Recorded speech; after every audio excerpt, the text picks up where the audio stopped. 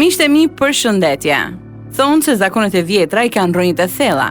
Disa rrënjë janë më të thella se sa zemrimi që ushqehet nga hidhërimi.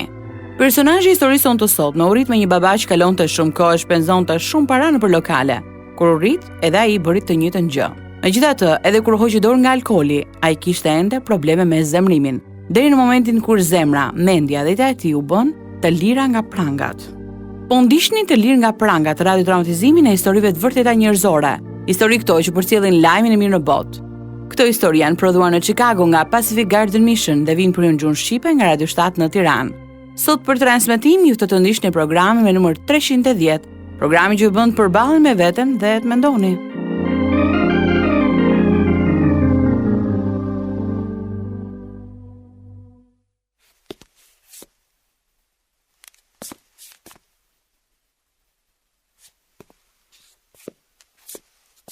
Unë nuk kam telefon në shtëpi. A mund të telefonosh një mjek plako? Patjetër që po. Çfarë ke Devi? Kam pirë shumë drogë dhe kësa herë mendoj se nuk e kam të gjatë. Telefonoj një mjek. Je i sigurt? Ti e ende në ushtri dhe nëse marrim një mjek do të ndëshkojnë. Mirë pra mirë, lere fare. Edhe unë kam marrë një herë drogë. E di çfarë ndjesie të shkakton, por më pas njoh një djalë i cili vdiq nga midoza. Por unë nuk dua të vdes. Kam pirë vetëm 6 prej tyre. Si do qoftë ti po qëndron ende në këmbë. Edhe në çdo hap që hedh më duket sikur do bie. Nuk po shoh qartë tu brenda. Telefonoj një mjeku. E po me që po këm ngul, por do të marrim paratë dhe mund të të nxjerrin nga ushtria. Ashtu. E po mirë pra, mos e thirr. Mendoj se po të shtrihesh për të fjetur mbi ftosin e akullorëve do të bësh më mirë. Por unë mund të vdes në gjumë. Nuk duroj dot. Nuk duroj dot telefonoj një mjek. Personazhi i historisë sonë të sotme provoi shumë gjëra për të lehtësuar dhimbjen që ndjente në shpirt. Martesa e tij po dështonte dhe po ashtu edhe karriera në ushtri. Më pas ai provoi drogën, por edhe kjo e la në baltë. Kjo është historia që tregon se si ai gjeti rrugën drejt paqes. Dëshmia e vërtetë e David Çepinit, që vjen tek ju tani në Të lirë nga prangat.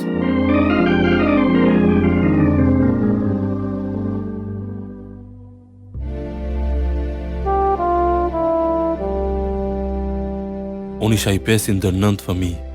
Jemi rritur në qytetin e vogël të Hartwickut në Minnesota. Familja ime ishte aq e varfër, sa shpesh ne zhgryheshim në plerat e qytetit, duke marrë ato gjëra që të tjerët kishin hedhur.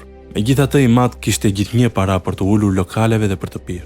Një herë hyra brenda dhe i kërkova disa qindarka, por ai më bërtiti duke më kërkuar të dilja jashtë dhe të mos kthehesha më. Një herë tjetër kisha ruajtur $1 me të cilin duhet të paguaja fermerin për qumshtin, por kur babai e mori vesh më rrahu. Nëna ishte ndryshe nga ai. Bir, herën tjetër sigurohu ta paguash shumën e duhur të parave. Në rregull? Mirë, mami. Është gabim të mbash para që nuk janë të tuat. Bir, ti e di këtë apo jo? Po ma, e di. Mendo për ato historitë e programit Të lirë nga prangat që transmetohet në radio. Njerëzit që nuk i binden fjalës së Perëndis përfundojnë në telashe, apo nuk është kështu? Ashtu është. Gjyshi thot që jeta ti ngjan shumë ato histori që transmetohen në radio. Tani ai më trajton shumë mirë. Të trajton shumë mirë? Si? Ai më dha 98 darka për të blerë një aeroplan lodër. Ashtu? E po tani që është shpëtuar, ai është një njeri tjetër. Ishte 75 vjeç kur Zoti e shpëtoi. Devi, Jezusi të do më shumë se gjithë të tjerët. Mos e harro këtë. Nëna lutej, lexonte Biblën dhe na tregonte shumë histori. Gjithnjë na merrte në kishë të dielave, ndërsa babai qëndronte në shtëpi për të gatuar darkën. Një herë ai kishte pirë dhe na kërcënoi se do të na qillonte me armë nëse shkonim në kishë, por nëna na largoi prej andej. Kjo ishte nëna jon. I besonte Perëndis dhe i alinte atij përfundimet. Sepse Perëndia nuk e dërgoi birin e vet në botë që ta dënoi botën, por që bota të shpëtohet prej tij. Nga se ta shpëtonte? Nga dënimi në përjetësi. Dëgjoni, paga e mëkatit është vdekja, por dhurata e Perëndis është jeta e përjetshme nëpërmjet Krishtit Jezus, Zotit ton. Jezusi pagoi çmimin e mëkateve tona. që ne të mund të shkojmë në parajs një ditë. Nëse do të doni ta pranoni dhuratën e jetës së përjetshme që Perëndia ofron, ngrihuni dhe ejani këtu përpara tani. Unë isha 9 vjeç kur dola përpara kishës, por ushtira doja vetëm t'ju bëja qefin pastorit dhe nënës. E përsërita lutjen që pastori tha, por isha ende i humbur, ende egoist dhe as pak i sinqert. Disa herë në muaj vidhja shishe pijesh freskuese që grumbulloheshin në pjesën e pasme të lokalit dhe më pas i ashisja sërish të zotit të lokalit. Gjatë gjithë kësaj kohe, antarët e kishës vinin për të na marrë në shërbesat e të dielave dhe të mërkurave në mbrëmje. Njëri prej tyre ishte një fermer që quhej Billy. Ai më merrte në fermën e tij, por nuk qëndroja gjatë. Në fund Billy pranoi të qëndroja me të dhe prindrit më lejuan sepse kisha filluar të shfaqja shenja rebelimi, megjithse isha vetëm 13 vjeç. Fqinji i tij më mësoi të ngisja një ekskavator me një pajisje në formë kove në pjesën e përparme, që shërben për të mbledhur barin në ambar. Djali i birësuar i Billit, që ishte adoleshent, po spriste shkallët kur kova po ulej në ambar.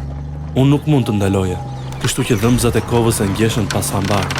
Billi doli me nxitim. E largoi ekskavatorin dhe e dërgoi djalin në spital. Unë po rria ende i ulur dhe i shokuar kur ai u kthye. Mos u mërzit, Devi. Aksidente të tilla ndodhin.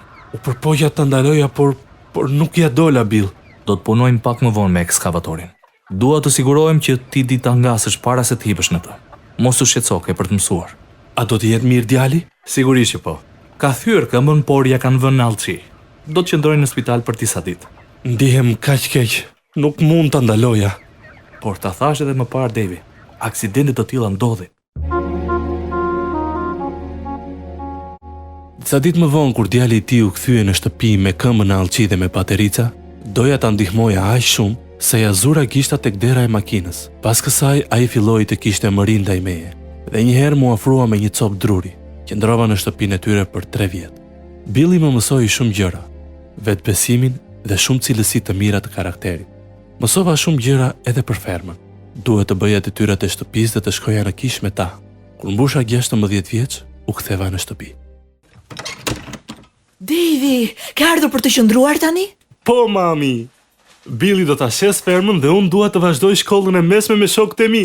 Kështu që ja ku jam, mami. Lavdi Perëndis, na kisha munguar bir. Kam mësuar shumë gjëra, mami. Madje tani ditë jap makinës. Kur Billy dhe bashkëshortja e tij shkonin me pushime, ata më linin mua të kujdesesha për tufën e lopëve. Duhet të ushqeja dhe të milja 40 prej tyre. Po kjo është përgjegjësi e madhe. Duhet të kenë pasur shumë besim tek ti. Ai asnjëherë nuk tregonte dyshim kur më kërkonte të bëja punë të ndryshme. E vetmja herë që e zgënjeva ishte aksidenti me ekskavatorin. Dhe ajo ndodhi sepse nuk kisha mësuar ta ngisja siç duhej. E po tani më vjen mirë që je kthyer bir. Mund të vish sërish në kishë me ne. Mbase babi do të na lejojë të na çosh ti me makinë. Pasi e çoja familjen në kishë, nisesha për të parkuar, por në të vërtet bëja gjëra të tjera. Ja mbathja me djemtë e lagjes dhe ata më ofronin birë, e cila pavarësisht shijes së keqe, më ndihmoi të largoja ndrojtjen. Alkooli më bëri jo vetëm të famshëm, por edhe të dhunshëm. Shumë shpejt fillova të pija më shumë nga ç'mund të mbaja. Një natë u grinda me një nga miqtë e mi në një qytet aty pranë, por pjesa tjetër e djemve na ndan.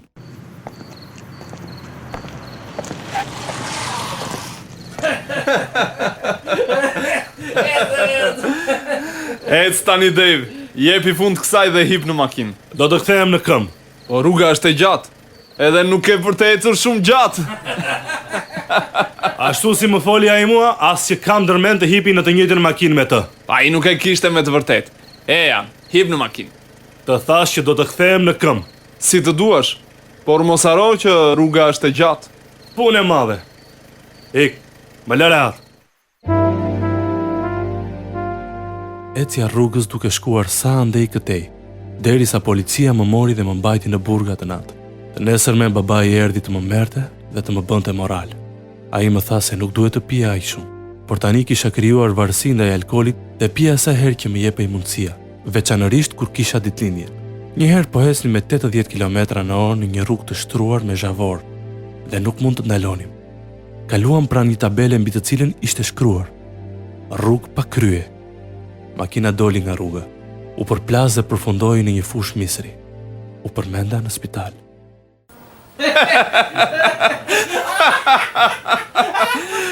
Pusho plako, ndryshe policia do të na qepet nga pas.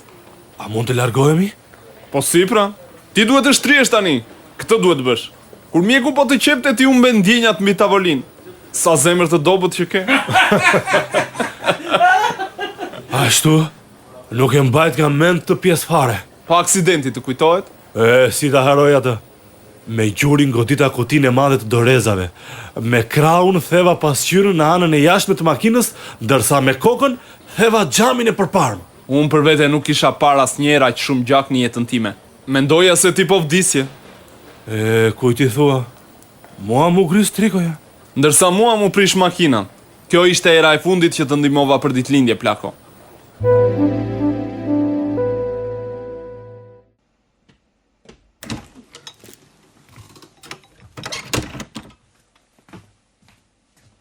Perëndi, Dave, trikoja jote është mbuluar me gjak.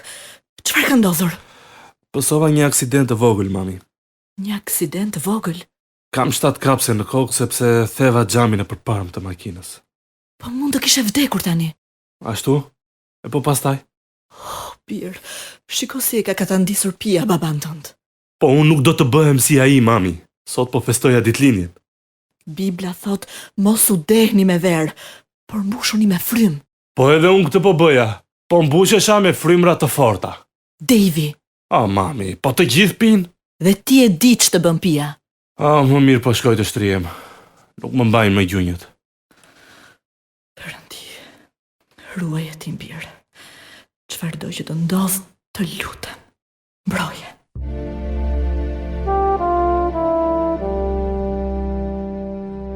E la shkollën e mesme vitin e fundit, me mendimin se mund t'ja nisja nga e para duke kërkuar një punë. Her pas here shkoja të takoja mikun tim fermer, Billin. Si po të ecën jeta, Devi? Ke gjetur punë? Ende jo. Të gjithë më kërkojnë certifikatën e shkollës së mesme. Atëherë pse nuk kthehesh sërish në shkollë? Këtë them të bëj. Trajneri që kam pasur dikur erdhi të më takonte. Ai më foli për një program që quhet Fuqia e Njeriut. Të ndihmon të gjesh një punë me kohë të pjesme dhe gjysmën e ditës duhet të shkosh në shkollë. Të paktën kështu mund të diplomohesh. Po pra, sidoqoftë jam shumë mirënjohës për gjërat që më ke mësuar, Billy. Gjëja më e rëndësishme që mund të mësosh në jetë është ta vendosësh besimin tënd tek Perëndia, Devi. U diplomova në vitin 1969 dhe fillova të punoja në një fabrik. Por fundjavat i kaloja duke festuar me të dashurën dhe shokët. Unë isha në moshën e dur për të shkuar në luftën e Vietnamit, kështu që u futa në ushtri. Fizikisht isha shumë i fortë dhe shumë krenar për arritjet e mia. Por 4 ditë përpara diplomimit në shkollën e trajnimit individual të avancuar, më përgatitën një gjellë që nuk e haja. Kështu fillova të pija pafund.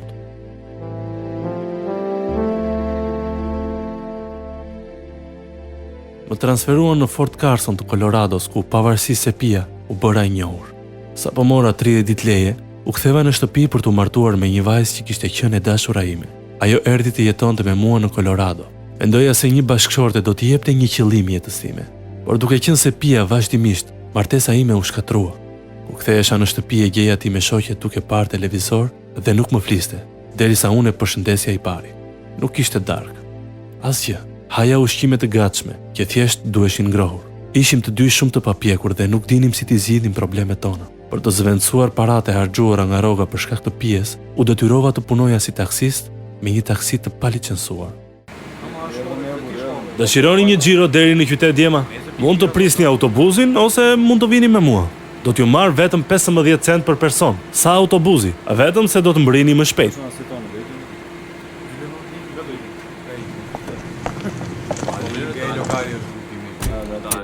Dgjoni, nëse na dalon policia, thjesht thoni se jemi shok dhe po paguajmë karburantin së bashku. Në rregull. Në rregull. Një ditë kur u ktheva në shtëpi, i me shoqja më tha se do të shkonte tek prindrit e saj. Ajo i kishte ruajtur më njëm paratë e fituara në ushtri për shpensimet e përditshme, kështu që e ndihmova të bënte gati gjërat e saj dhe e shoqërova në aeroport. Pas kësaj asgjë nuk më ndali më. Fillimisht shokët më dhanë hashash dhe më pas LSD. Pasojat që droga më solli ishin të mëdha. Një natë u drogova dhe ndalova në një dyqan pranë apartamentit tim dhe shitsi më tha të flija me një ftohës akulloresh që të më dilte droga shpejt. Po tani si ndihesh, ormik? Po, ja ashtu. Dhe mse do mbijetoj. Por një gjë është e sigurt, nuk kam për të marrë më kurrë drogë. Ne asnjëherë nuk e dim se çfarë mund të na shkaktoj droga. Ashtu është. Të paktën nuk u ngatrove me ndonjë ushtar. Duhet bësh kujdes me gjëra të tilla. Të jam mirënjohës që më lejove të qëndroja.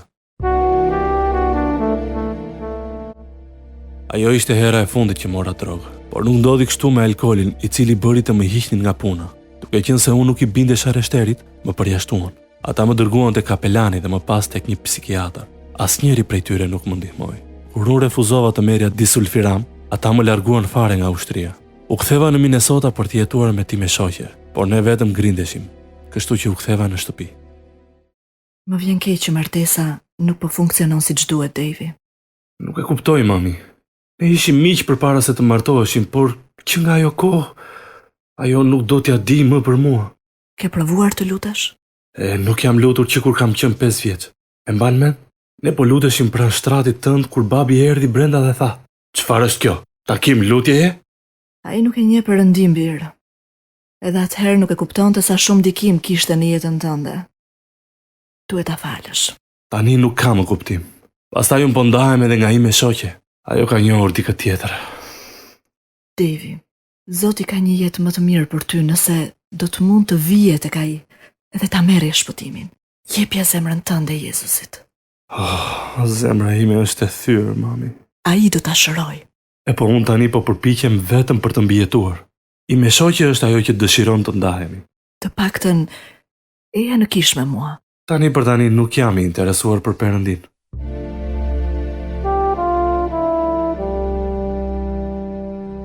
Ndroja shpesh punët. Kur isha i pa punë doja vetëm të pija, ndaj nënshkruaja çeqe her pas here, derisa pash se i detyrohesha bankës $600. Një ditë hipa në makinë për të shkuar për notë, por më ndaloi një polic. Ai më lejoi të shkoja në shtëpi për të ndërruar rrobat. Mendova se unë nise për notë. Ato do bëja, por tani duhet të shkoj në polici. Në polici? Pse, çfarë ke bërë? Kam nënshkruar disa çeqe dhe kam ca borxhe ndaj bankës. Po pse e ke bërë këtë? Nuk e di, mami. Mendoja se mund t'i gjej aparat për ta shlyer borxhin, por ende nuk kam gjetur punë. Me sa duket plani im dështoi. Birë, a nuk mendon se Perëndia mund të gjejë një punë në mënyrë që të mund të mbijetosh? Një punë më të mirë se ajo që ti mendon se mund të gjesh. E besoj, mami, por mendoj se të tjerët janë më të zotë se unë. Qëndrova në burg për 90 ditë dhe duhet të shlyej $600 që i kisha marrë borxh. Unë nuk isha mësuar të qëndroja i mbyllur në shtëpi. Kështu që fillova punë në një kompani konstruksionesh metalike në Iowa. Shumë nga njerëzit që punonin atje pinin dhe grindeshin jashtëzakonisht shumë. Në kompani punonte edhe im vëlla. Një ditë na erdhi lajmi se Majki, nipi jon, kishte vdekur. Ai ishte djali i vogël i motrës sime të madhe. Vdekja e tij na dëshpëroi shumë. Pas funeralit vëllai im nuk u kthye në punë. Ndaj atë ditë isha vetëm. Për 2 javë pija si i marr. Një natë telefonova Theronit, kushëririt tim të krishterë që jetonte në Illinois. Ai gjithnjë më kishte folur për dashurinë dhe besimin tek Perëndia.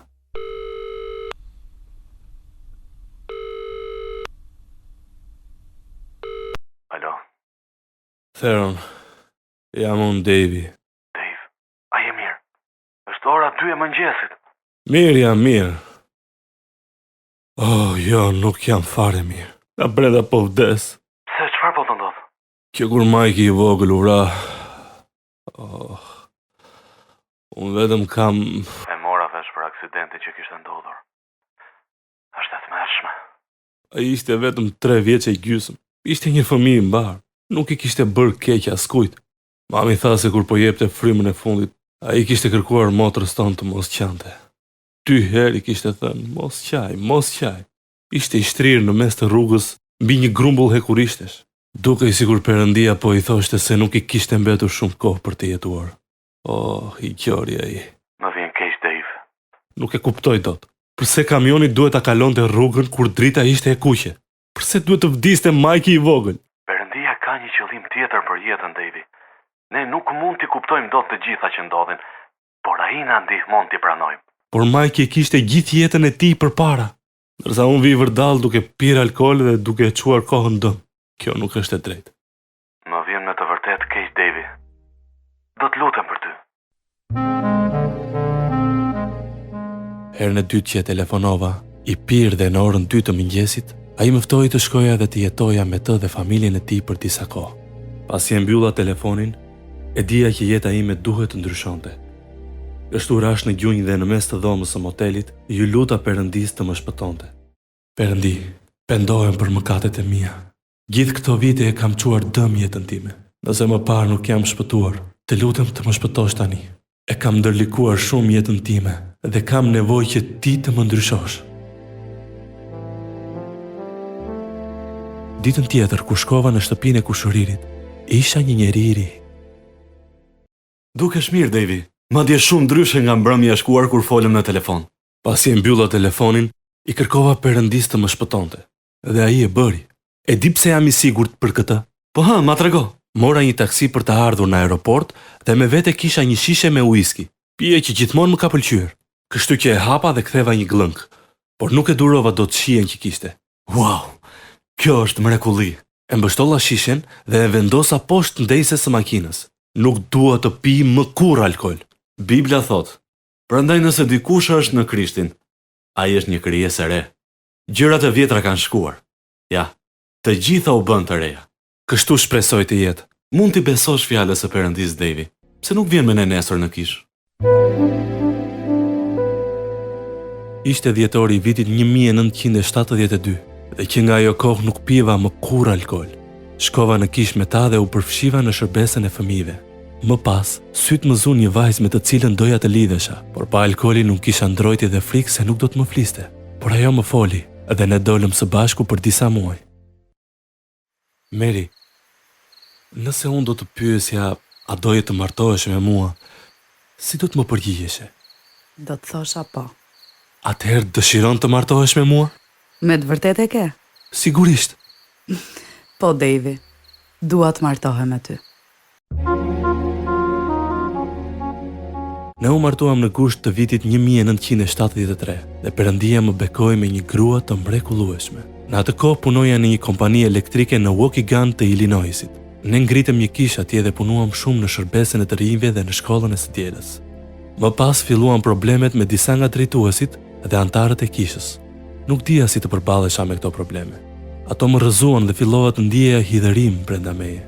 Nuk lutesha dhe nuk lexoja më Biblën, kështu që problemet e mia personale u bën më të mëdha se sa problemet në kish.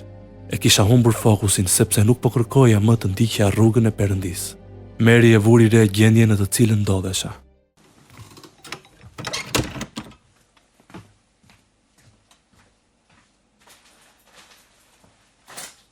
Duhet jesh lodhur shumë sot, zemër. Ashtu është. Zëvendësimi në punë po ma merr shpirtin fare, Mary. Si thua si kur të kthehemi në Waukegan? Do ishte mirë. Me janë shkatruar nervat nga lëvizja çdo ditë me makinë. Jam lutur për këtë. Kam kuptuar edhe një gjë tjetër. Kam bërë gabim që kam qëndruar larg kishës. Unë respektoj punën që pastori bën, por ne duhet të jemi besnik Perëndis dhe jo njerëzve. Kjo është shumë e vërtetë. Do ta dëgjoj pastorin. Dhe që këtë jetutje do ta studioj atë që thot ai duke lexuar vetë Biblën. Gjatë atyre viteve kisha shumë probleme me zemërimin. Nuk doja që fëmijët tanë të rriteshin pa e njohur Perëndin ashtu si unë. Prandaj u bërtisja dhe sillesha në një mënyrë që nuk ishte e hijshme për një të krishter. Megjithatë në punë sillesha ndryshe, sepse e dija që të tjerët më vëzhgonin. Si të shkoj dita, Dave? Një nga burrat në punë ka probleme me të shoqen. Janë në prag divorci. Ai erdhi tek unë sot që të këshilloj. Po kjo është gjë e mirë. Po ti çfarë i the? Lexuam vargje nga Bibla. I lexova nga letra e Efesianëve, kapitulli 5. Ju burra ti doni gratë tuaja, sikurse edhe Krishti ka dashur kishën dhe ka dhënë veten e vet për të. Pikërisht këtë. Kështu burrat duhet i duan gratë e veta, por si trupat e tyre. Kush do gruan e vet, do vetveten. Është kaq e vërtetë. E gjithë fjala e Perëndis është e vërtetë, zemër. Ke të drejtë, por ndonjëherë është e vështirë ti bindesh. Vras mendjen pse është kështu. Sepse kjo është natyra e njerëzit. Por unë jam krenare për ty, zemër, që po ndihmon dikë në vështirësi të tillë. Nuk dua të bëhem një gur pengese. Duhet të vazhdoj të rritem në besim dhe në njohjen e Perëndis në mënyrë që të mund të jetoj në të. Gjithashtu duhet të mësoj të kem vetë kontroll.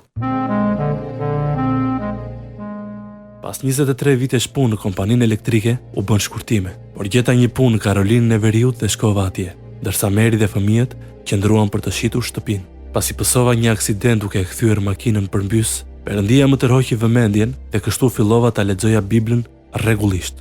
Megjithatë kisha ende probleme me zemërimin. Ne gjetëm një kishë të mirë që ishte e lidhur me një shkollë biblike. Pastori i saj më këshilloi. Si po ecën gjërat Tibi? 2 djemtë e mëdhenj nuk donin të vinin për të jetuar këtu dhe u rebeluan tej mase. Fëmijët e kanë të vështirë të ndahen nga miqtë e tyre. Perëndia më ka treguar se kohët e fundit kemi parë shumë filma me mister. Por në fakt duhet t'i jap fund kësaj gjëje. Mirë. Sipas fjalës së Perëndisë është babaja ai që e drejton familjen. Por ata nuk më dëgjojnë. Blen një televizor dhe një DVD player dhe i vendosën në dhomën e tyre. Kjo gjë më zemëroi shumë. Kështu që i mora dhe i hodha në plera së bashku me disa disje, libra dhe afishe që nuk bënin. Më pas qëndrova duke parë se si makina e plerave i mori dhe i shkatroi. Po djem si reaguan? U zemëruan tej mase. Divi. Po babai yt kështu sillej me ty. Dua të them, ai shkatronte gjërat e tua kur ne vrikosej. Po, i shkatronte. Ne kishim një gramafon të cilin ai e theu dhe e përdori si dru zjarri. Na tha se zinte shumë vend në dhomë. E shikon ngjashmërinë? Po djem nuk më jam bindur me vedije. Tek letra e Efesianëve kapitulli 6 vargu 4 thuhet: "Dhe ju etër, mos provokoni për zemërim fëmijët tuaj, por edukoni në disiplinë edhe në këshill të Zotit." Këtë po përpiqem të bëj. Bibla thot, njeriu që nuk di të frenoj zemërimin e tij, është si një qytet i shkrehur pa mure. Unë përpiqem ta kontrolloj zemërimin, megjithëse ndonjëherë nuk ja dal man. Duhet gjesh disa vargje që flasin për zemërimin edhe më pas ti mësosh përmendesh. Perëndia do të ndihmojë nëse e rrëfen këtë si mëkat. A të kujtohet në një varg tani? Te kapitulli i parë i letrës së Jakobit thuhet: "Çdo njeri të jetë i shpejt në të dëgjuar, i ngadalshëm në të folur, edhe i ngadalshëm në zemërim, sepse zemërimi i njeriu nuk kryen drejtsinë e Perëndisë." Oh, sa keq. Dashuria asnjëherë nuk ligështohet Devi. Thuaje të vërtetën me dashuri. Lexoje edhe një herë kapitullin 13 tek letra e parë e Korintasve. Gjithashtu tek letra e Galatasve kapitulli 5 vargu 16 thuhet: "Edhe unë them, ecni në frym, edhe nuk do të përmbushni dëshirat e mishit."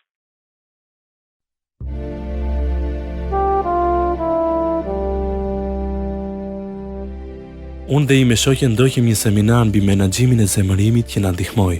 Tani marrëdhënia ime me djemt është shumë ndryshe. Një vit shkova në shtëpi për pushime dhe i mat pranoi Zotin si shpëtimtarin e tij. Në atë kohë ai ishte 77 vjeç. Së bashku me nënën lexonim Biblën dhe shkonim në kishë. Një natë ai u përlot kur po falenderonte për ushqimin. Perëndia e kishte shpërblyer besnikërinë e nënës. Vargu im i preferuar gjendet tek libri i Isais, kapitulli 40, vargu 31. Por ata që shpresojnë tek Zoti, fitojnë forca të reja, ngrihen me krah si shqiponja, vrapojnë pa u lodhur dhe ecin pa u lodhur. Dëgjues të dashur, edhe ju mund të merrni forcë tek Perëndia.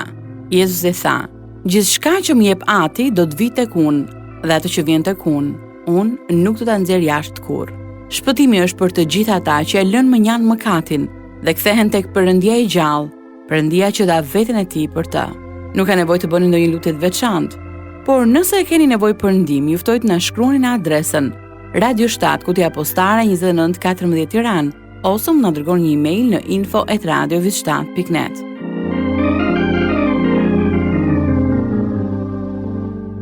Ndoqët programin me numër 310. Kjo ishte historia e vërtetë e David Çepinit. Të lirë nga pranga të prodhuar nga Pacific Garden Mission dhe u soll për ju në gjuhën shqipe nga Radio 7 në Tiranë, për të treguar nëpërmjet historive të vërteta se nëse jeta juaj është bosh, ajo mund të mbushet derisa të derdhet. Do të ishte kënaqësi të dëgjonim se si ka ndikuar këto programe në jetën tuaj. Ndaj mos harroni të na shkruani. Deri herë në ardhshme bashk, miru të qofshim.